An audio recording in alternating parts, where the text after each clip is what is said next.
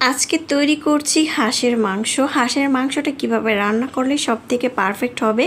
Hello friends, আসসালামু আলাইকুম। রেসিপিতে স্বাগতম জানাচ্ছি। প্রথমে একটি প্যানের মধ্যে তেল দিয়েছি 1 কাপের মতো। তেলটা গরম হওয়ার পরে দিয়ে দিচ্ছি পেঁয়াজ কুচি। 1 কাপ থেকে একটু বেশি হবে, পেস্টটা একটু বেশি দেওয়ার চেষ্টা করবেন। এখানে তেজপাতা, এলাচ, দারচিনি 5 থেকে 6 পিস করে দিয়েছি। এগুলো লাল করে ভেজে নিলাম। তারপরে আদা বাটা, রসুন বাটা দিয়ে দিলাম।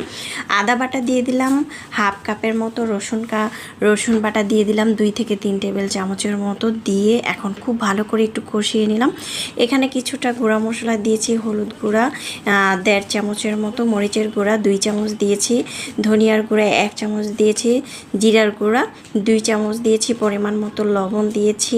এখন আমি মশলাটা পানি দিয়ে কষিয়ে নিচ্ছি ঢাকনা দিয়ে ঢেকে। যখন মশলা কষানো হবে খুব ভালো করে, তখন দিয়ে দিচ্ছি কাঁচামরিচটা দেওয়ার পরে কিছুক্ষণ ভালো করে কষিয়ে নেব। মশলা যত কষাবেন তরকারি খেতে তত বেশি ভালো লাগবে। ধৈর্য ধরে সবসময় রান্না করার চেষ্টা করবেন। তারপরে দিয়ে দিচ্ছি হাঁসের মাংসটাকে ধুয়ে পরিষ্কার করে নিয়েছি।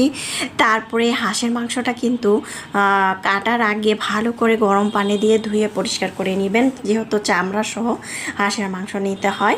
তাই এখন ঢাকনা দিয়ে ঢেকে রেখেছিলাম। এখন ঢাকনাটাকে উঠিয়ে কিছুক্ষণ পরপর আমি কষিয়ে নিয়েছি। এই হাঁসের মাংসটা আপনি যত কষাবেন এটা খেতে তত বেশি ভালো লাগবে। যদি মনে হয় হাঁসের মাংস শুধু কষানো খাবেন, সেক্ষেত্রে অবশ্যই অনেক পরিমাণ কষাতে হবে।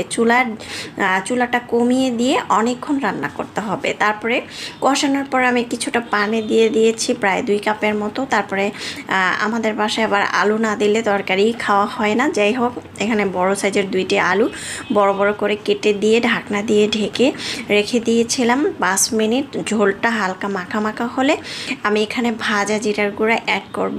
ভাজা জিরার গুঁড়া অ্যাড করার পরে তারপরে একটু নেড়ে চেড়ে মিক্স করে ঝোলটা যখন এরকম মাখা মাখা হবে তখন চুলাটা বন্ধ করে দিব। দেখতে পাচ্ছেন রান্নাটা কিন্তু পারফেক্ট হয়েছে এবং রান্নার কালারটা অসম্ভব সুন্দর হয়েছে।